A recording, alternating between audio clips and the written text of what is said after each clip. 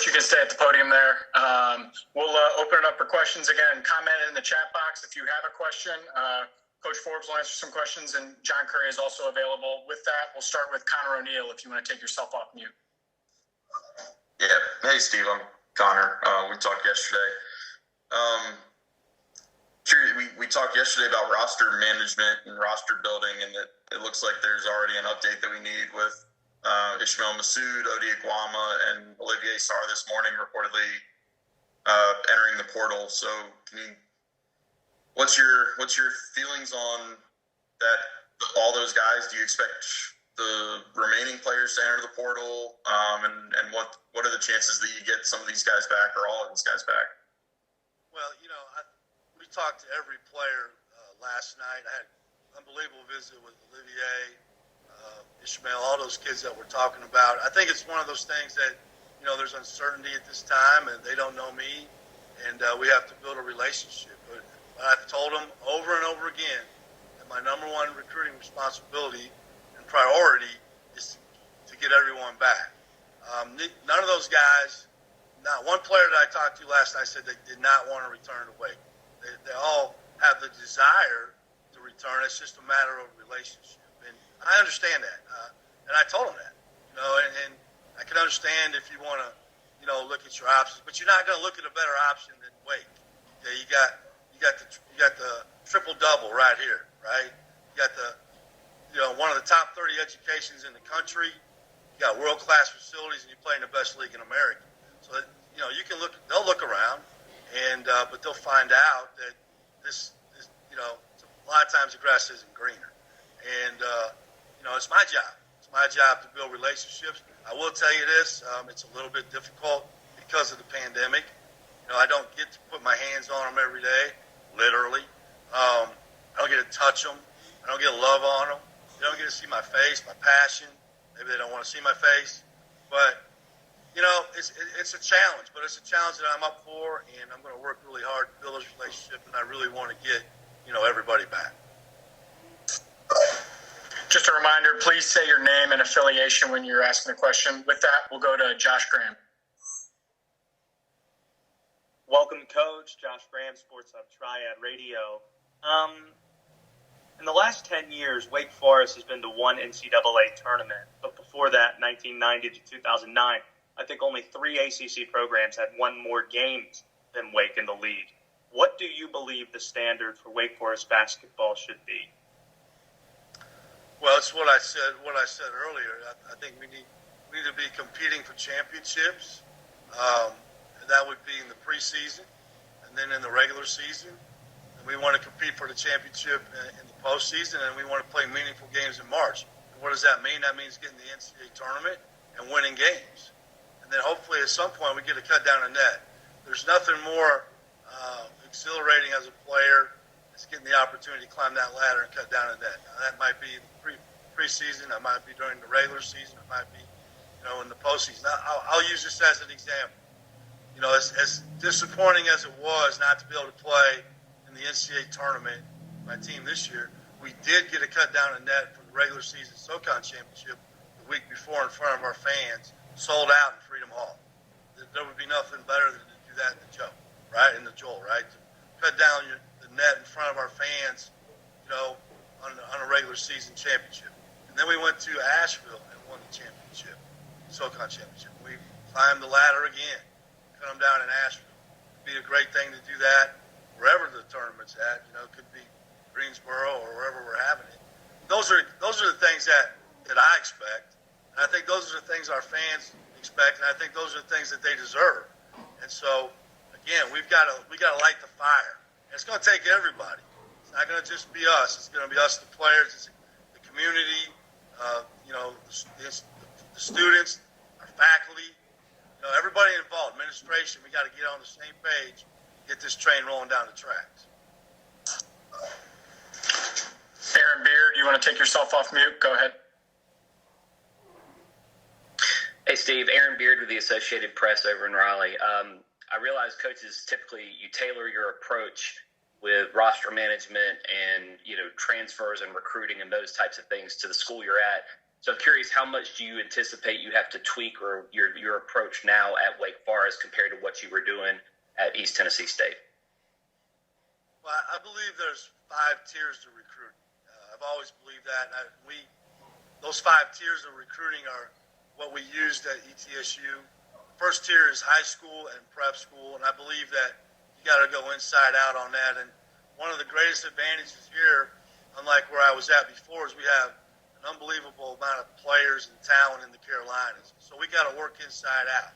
And I think that's the very first thing that our approach has to be, is to keep the Carolina kids at home.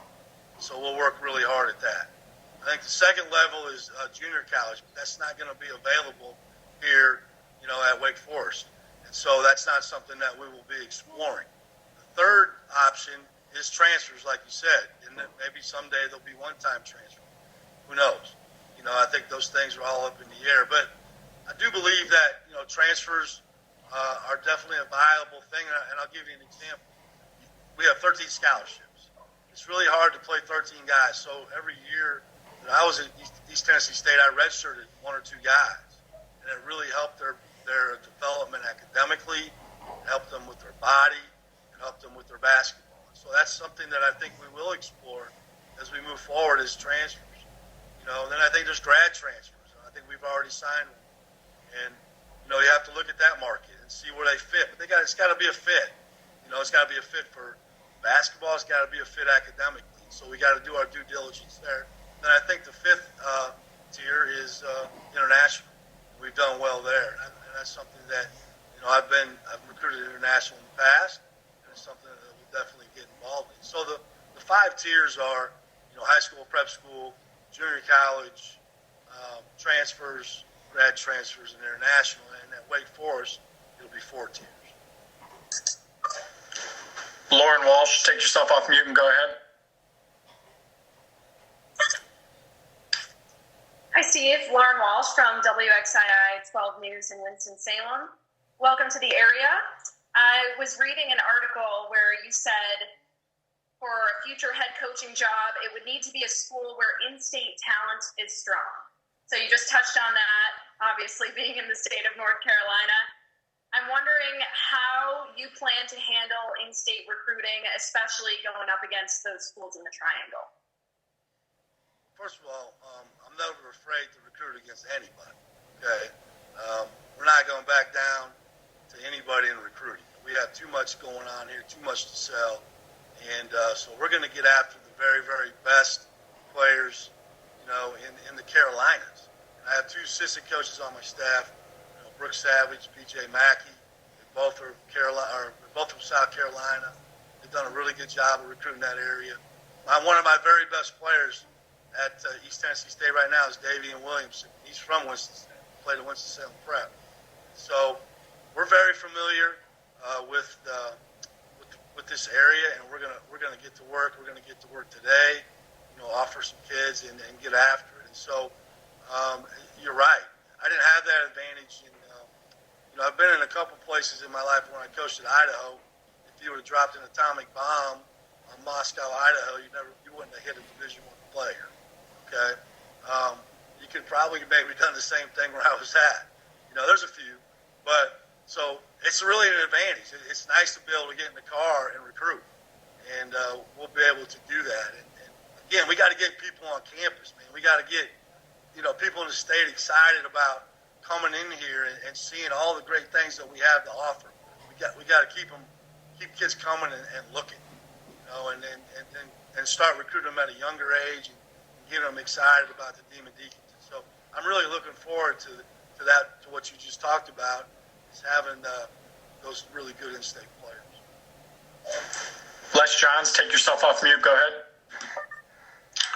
Hey, good morning, Steve. Thanks for your time. You mentioned yesterday and then today about having conversations with Dave Clawson prior to accepting the job. And it got me curious. Back in 2008, you were on the University of Tennessee campus along with John Curry and Dave Clawson. What kind of relationship did you have with those 2 guys back then? And do you have any good stories about the 3 of you together at the same time for anything? I'll tell you this right now. I talked I talked more to Dave Clawson this week than I ever did when I worked with him. Okay, at Tennessee, it's a little spread out. Everybody's at different facilities, and Dave was there for a short time. So I honestly didn't know Dave. I don't think I ever met him. And so it was really refreshing to visit with him. And I visited with him 3 times. I think he has a really good pulse for this institution, academically and athletically. I think he's a very wise, on top of being a great coach, I think he's a really wise man. And so I leaned on, listening to him an awful lot. When I met John right when it's an interesting story. Coach Pearl said I had the job. He hired me, and I lived up to what I had said. I said, I'm not going to take the job unless I come see it. And so I flew in, and I'm thinking, I got the job. I'm ready to go. And then he said, well, go meet with John Curry. And John was at that time was a associate AD and our basketball AD basically. And he said, John starts interviewing me, and I'm like, don't I already have the job? And he's grilling me. I'm like, whoa. And so I knew right then, John meant business. And so I always respected working, at Tennessee because I always knew he had our best interest, and that was really important. And so I don't really have. I'm sorry, I don't have a 3 of us together because I don't think the 3 of. I think at that point we were social distancing. We just didn't know it, and we didn't really get in the same area. Kevin Connolly, go ahead. Kevin Conley with Fox 8 WGHP here in the Triad. You mentioned the call or video conference that you had with Chris Paul and Tim Duncan. I'm curious as what was their input and what was sort of their message to you taking over the program? I thought I was going to put Tim to sleep. I wasn't quite sure. I was a little worried I wasn't doing a good job. But come to find out, he was paying very close attention to what I was saying. And Chris did too. Honest truth is they didn't really say a whole lot. They were there to listen and to learn. And I'm awfully sure that afterwards they had a lot of input. And, it's the first time I really had met those guys, and they were great. They asked me afterwards to provide some names of players that I was currently coached in the NBA. Gave them Fred VanVleet, Landry Shamet, Tobias Harris, Jordan McRae. Now Ron Baker had been in and out. And I'm pretty sure those guys reached out to those players that I had coached or recruited to talk about, me and what kind of coach I was. But as far as interaction, it was really Mitt, Dr. Hatch, and John. And I think John was pretty. I think he was a little bit pretty laid back for John in that conversation. It was more Mitt was pretty. He asked a lot of questions. He was awesome, and then Dr. Hatch asked a lot of great questions, and so they kind of carried the conversation, and those guys did a lot of listening. Casey, go ahead. Coach, this is Casey Getz from WCYB up in Bristol. Congratulations. Just want to know if you could talk a little more about, you talked about a special opportunity you would take to leave ETSU, why you believe Wake Forest is that, and also if you could touch on what your message was to the players from ETSU when you had a chance to talk to them yesterday. Casey, trying to make me cry again, man. Come on, man. Don't make me talk about the players. The message to the players is very simple. The love that we have for each other. Just the great memories, all the hard work, the togetherness that we had. And it wasn't just the guys, from that team that we just had 30 and 4, Casey. It was everybody. You've been around. You know the camaraderie that we have. You know what it's like when we have basketball camp in the summer and the whole team's fighting to come back to work camp and hang out. And that's what we want to do here. And so I guess, really it's just that bond. I really didn't try to stay on there too long because I knew it was going to be really hard. And it was too impersonal. I wanted to be able to see face to face. But we did the best we could, and I moved on. And Dr. Nolan and Scott Carter and Coach Shea, who I hope gets the job, visited with the players. Casey, I told you all along it would have to take a very special place, a very special opportunity for me to leave, and I found it. You know, I wasn't looking for it. As you know, there's been a lot of opportunities before, and most of the time I just said no before I even visit. But I just couldn't turn away this time, and there was just so many things. Again, I go back to the three things that really are important to me, you know, and that's first the education. You're just not going to beat a Wake Forest education, and I'm really excited to go out and sell that and have that in my hip pocket when we go recruit. The facilities, the facilities are phenomenal. All over this, not just the basketball, but the entire campus. I haven't taken a campus tour yet. I plan on it, but just driving around, it's just beautiful. And then, you know, the ACC, being a head coach in the ACC. Did I lay in bed at night and dream about that? Not where I'm from. You know, I grew up in Iowa. I probably would have said maybe Big Ten, but to get the opportunity to coach in the most historical, most prestigious basketball league in the United States, I just couldn't. Those things all just added up, and there was just no way for me not to do it once I was given the opportunity. Connor O'Neill, go ahead. Yeah, Steve.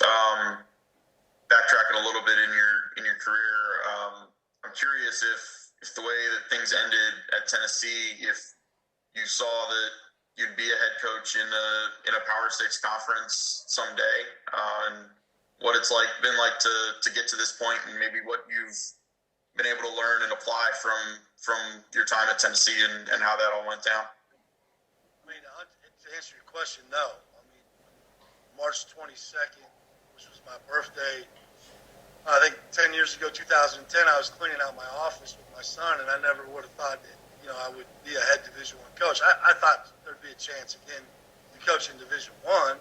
I didn't know when, but I didn't really think at that point. I kind of felt like that probably was not going to happen.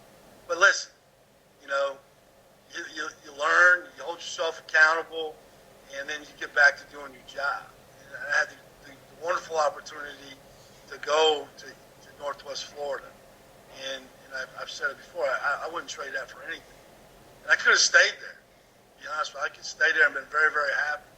But, you know, this whole thing is relationships too. And, you know, Chris Jans is one of my best friends. And he's the head coach of New Mexico State now, but they had an opening at Wichita State. They're just coming off the Final Four.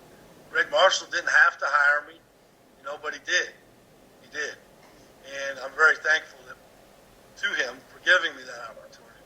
And then, you know, it's like, you know, you go pick a horse, right? And you got bunch of horses out here, and you got Secretariat sitting over here. Well, you pick Secretariat and you blow everybody away. And that's kind of what happened when I went to Wichita State.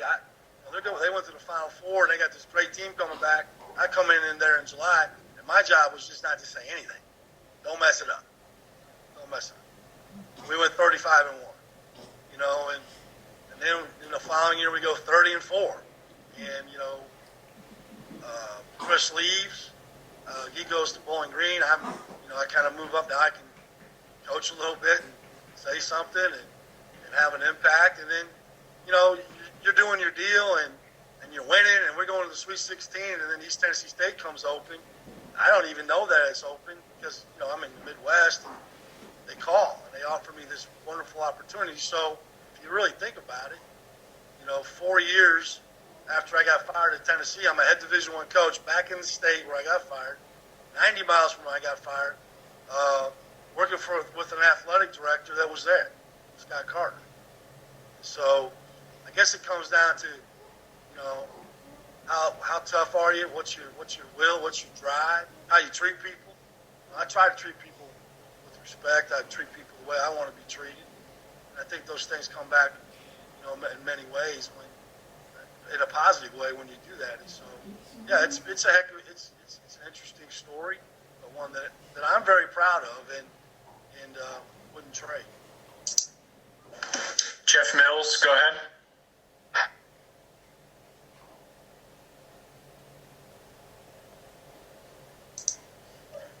Jeff, you're on mute.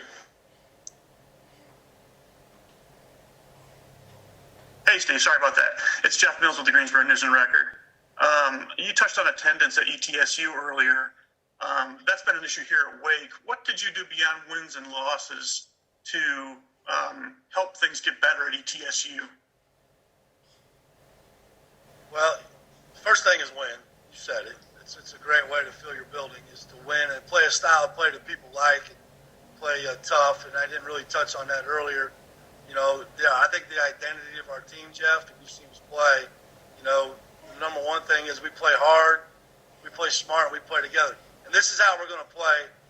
This is how we're going to play at Wake. Okay, we're going to play hard, smart, and together. I mean, not always play smart. We're going to play hard and together. Okay, we're going to share the ball. And I told the players this last night. We're going to move the basketball. Everybody's going to touch it. We're going to be gritty, grimy, and tough and together on defense. That's the only one original thought I've ever had was that slogan. We put it on our rings twice. But being tough defensively, and diving on the floor for loose balls and playing really hard, sharing the ball, grabbing the ball with two hands, and then doing what we're supposed to do when we're supposed to do it, execute. So to answer your question, Jeff, if you didn't know anything about basketball and came to watch us play, you say, man, when you left, you say, man, those Wake Forest, wow, they play hard. They play like their hair's on fire. I mean, the coach don't have any hair, but they play hard. And they really share the ball. They must like each other. They're really tough on defense. Man, they grab the ball with two hands, they rebound it, and they execute. So I think, you got to have identity before you can have culture. Identity is immediate. And that was the thing that when I came in the door from day one was that. And then I got out in the community. Not only me, but the players. And I think you can't be standoffish. You got to be somebody that people feel like they know you and they can come and be approachable and talk to you. And so I spent a lot of time speaking, going on campus, going to faculty senate, student government, speaking in the cafeteria, just on and on and on. And then as you start to develop these relationships on campus, in the community, now you got good kids, people like them, and now you start winning. Now everybody kind of wants to get on the wagon, and let's go. And that's kind of what happened in Tennessee. It was always, or East Tennessee, it was always there. It just needed somebody to get it going again. And that's what we did. And that's the plan here. That's the plan. Is to have this identity, have these great players and great kids, and get out in the community, myself, on campus, and spread the word. And if anybody wants to help with that, I'd take it. Josh Christensen, go ahead. Yes, Coach. Josh Christensen with KCRG in Cedar Rapids, Iowa. You touched on it a little bit with your coaching career, just your path. I guess what just kept you going, knowing that eventually you would get that quote unquote big break in that being able to coach at a big school and a big conference with all the jobs that you've taken throughout your career. That's because I love basketball. It started, in the fourth grade when my dad brought home a hoop for my birthday, and I just started playing out on the driveway, and I just fell in love with it. And growing up in Iowa City, close to Iowa City, being in Lone Tree, going to watch Lute Olson, coach practice and watch the Hawkeyes practice and go to those games in the field house. And you couldn't even see. You were sitting behind a pillar. You had restricted viewing seats. And I grew up doing that. And, I just love the game. I love coaching it. I love the kids. And my wife and my family and my staff invest, in those kids. And so when you're down and you're not, when you're saying like, you don't know if it's going to happen, you just got to keep plugging. And I think the best way to get a job is do a great job with the one that you have. And I've always taken pride in that. Doing a great job with the job that I have. There's never been one to look ahead, looking for another job. Those always just came because I did a great job with the one I had. So I think all those things, inside of you, how you the enthusiasm that I have for what I do keeps you going.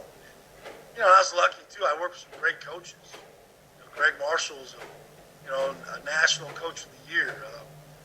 Billy Gillespie was a Big 12 coach of the year. Coach Pearl's SEC coach of the year. I was telling Dr. Hatch, the other day, yesterday when we were visiting, that I got a bachelor in coaching from Coach Gillespie. I got a master's from Pearl and a doctorate from Coach Marshall. So I'm very fortunate to be around outstanding coaches and learning what to do and what not to do, and then adapting those things to me. Eddie Hughes, go ahead. Coach, Eddie Hughes from Spectrum News here. Just curious, you mentioned how you went about, the community went out and talked to the community right now with the pandemic. Obviously, that's going to be hard, but trying to get the fans excited, you definitely have a message here. Will we see more social media posts like your hype video that you and John Curry sent out yesterday, or how will you go about that, trying to keep that momentum going? I mean, how would you not want to see a face like this? I mean, come on, man. Yeah, I think social media is really important. I was tweeting last night at 3 a.m. I think it's something to connect with the fans, connect with the students. I actually had students from Wake Forest direct message to me last night, telling me how excited they were to come to the games, and I invited them to come to my office, give me advice on how to get them to the games. And so I think those kind of things are very healthy. I think it's a great question. I think in the pandemic, we're going to have to really be mindful of social media and use it, the best we can, and get those kind of things out until we can finally get out there and see each other and be around each other. And that's important. That's important to me. And so I think, we used it when I was in East Tennessee State. We used Zoom. I didn't even know what Zoom was when I was a kid. Zoom was a PBS show that, it was like Sesame Street. So I didn't really even know what Zoom was till the pandemic hit. And so I'm getting educated, through this whole thing. But yeah, I would let me know. Text me, call me, tweet at me. Let me know what you think would be a great thing to do to get out in the community. And I don't say no. Excuse me. I don't say no unless it just interferes with practice. I'll be there if I can. Lauren Walsh, go ahead. Hi, Coach. Lauren Walsh from WXII again. How would you describe your style of play that you hope to implement on the court, just beyond the hustle elements you described?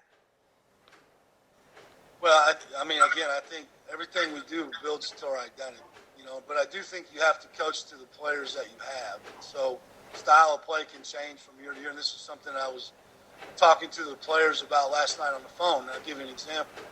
One of my best friends in the business is Nick Nurse, the head coach of the Toronto Raptors. And, this summer we were spending a lot of time together, and he convinced me that we should run 5-out motion positionless basketball. And he ran with the Raptors. So I started to study it and look at it. And I'd never really had coach motion before. I'd been in some programs where we ran it, but not like that. I studied the Nuggets, I studied the Bucks, like all of our staff did, and we ran it this year. And I think it's one of the reasons why we were 30-4. We had great players. Listen, great players make great coaches. Okay, bottom line. But schematically, I thought it opened up the court. It gave us a chance to drive the ball, to get to the basket, to drive and kick. It gave our big guys the opportunity to shoot threes, to drive the ball, dribble handoffs and rolls, a lot of things. So I can see us really evolving offensively as a team that's going to play positionless basketball on the 5 spots on the floor. That doesn't mean we won't throw in the post. That doesn't mean you can't go in there and post up. You just don't stay in. A lot of times what happens when you have offense where the post player just stands in there the whole time, it really clogs the lane. And I think the game is evolving to where we want to open it up to court and play. Defensively, you'll see me play pressure. You'll see me play pressure. Zone will be the last option. That doesn't mean that it won't have to be used, but we'll do what we have to do to win. But I will start out by teaching aggressive man-to-man and pressing to get the tempo, going in our direction. I think you got to turn defense into offense. I think that was one of the problems, we've had here last couple of years, not enough defense to offense. We got to create habits. So I don't want to use the word habit. Somebody else uses that word. We want to create pressure. So I think you'll see an aggressive style of play. Not sitting back on our heels, but taking the fight to the other team. Ethan Joyce, go ahead. Hey, Steve. Ethan Joyce for the Winston-Salem Journal here. You mentioned the guys in the portal and how they hadn't ruled out returning to Wake Forest. I just want to know, how does that affect kind of your procedure going forward as far as the effort you put in of trying to get those guys back, but also the effort you put into maybe starting to reach out to transfers and figuring out how this roster comes together? Well, you got to do both. But I really believe that I'm going to spend my time with our current players. And I will make some calls maybe once in a while to some new players, but Coach Forbes is going to concentrate on the current roster until we have a decision. Those are our most important recruits. Again, grass isn't always greener, and not just for the players, but for the coaches. These are fine young men. They are ingrained in our community. They love it here. They love the league. It's my job to build a relationship with them, to get them to come back. And so that's what I'm going to do. They're going to have to tell me no. And honestly, I'm a relationship recruiter. I didn't play in the I played in the NFL before I played in the NBA. But I'm a relationship guy. And I want it to be hard for Olivier and the players and Ishmael and Isaac and all those guys to say, I can't say no to Coach, man. Golly, I want to play for him. That's my job. And that's what I'm going to work on. It's a tough time because I really would like to be able to have him right here in front of me. But that's just not the case. And so, but yes, we'll have to continue to recruit, build the roster in other ways. But my main focus will be the current players. Les Johns, go ahead.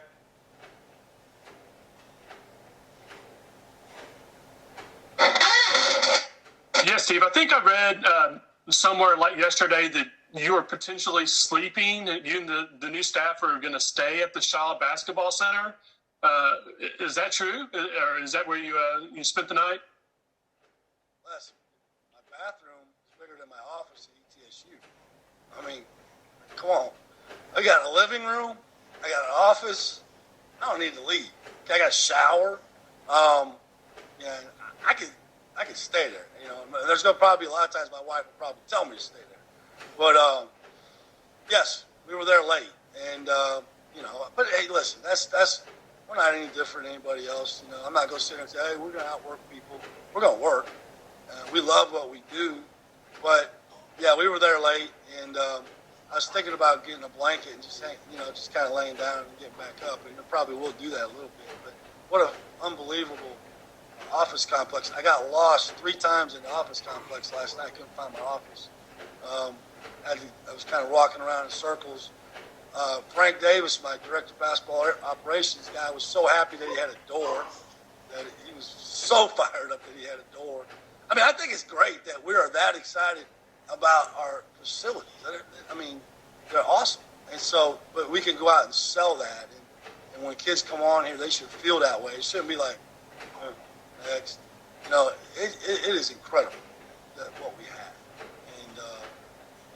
And we're, we feel that way. So, we had a little takeout and hung out, and we'll do it again tonight. Christian, go ahead. Hey, Coach. Christian Jackson with the Old Gold and Black, the student paper.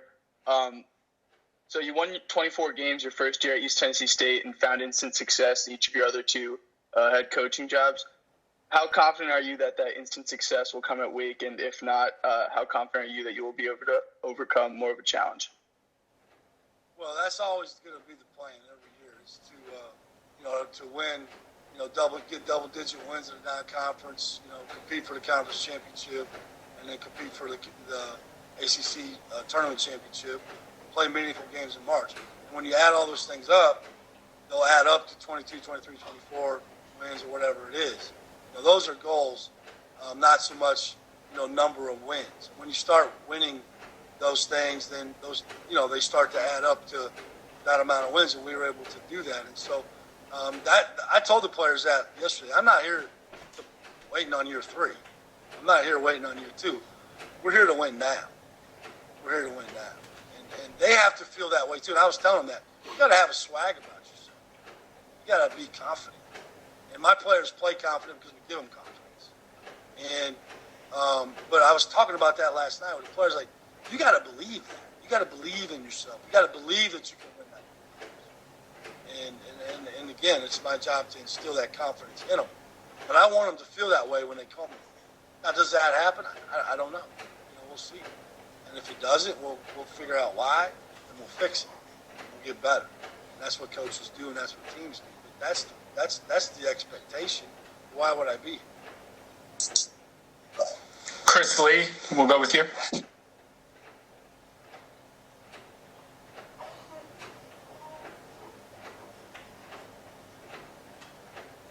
Hey, am I there?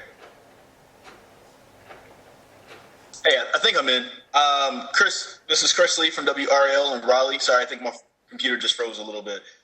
Coach, you mentioned inviting former players back. Randolph Childress, of course, is a former player, and he also is on the last 2 coaching staffs. Is it going to be important for you to have him come back in some form on your staff to help sell Wake Forest as his culture to potential recruits for the future?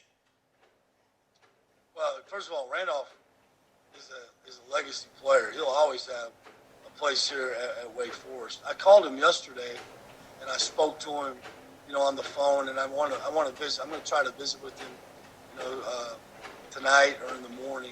Yesterday just got going way too fast, and I didn't have time. And so after I'm done here, I'm going to reach out to him. But I am going to sit down and visit with him and talk to him about it, what opportunities are going to be here for him. But he's always going to be a part of Wake in some capacity. I don't know if it'll be a part of my staff. I think it's just something. It's not just my decision; it's his decision too. It's kind of like when I was trying to find a fit. He's got to find a fit too, and we need to get to know each other. But I've heard nothing but great things about him, and so I'm really looking forward, tonight or tomorrow to sit down and visit with him about his future and our future.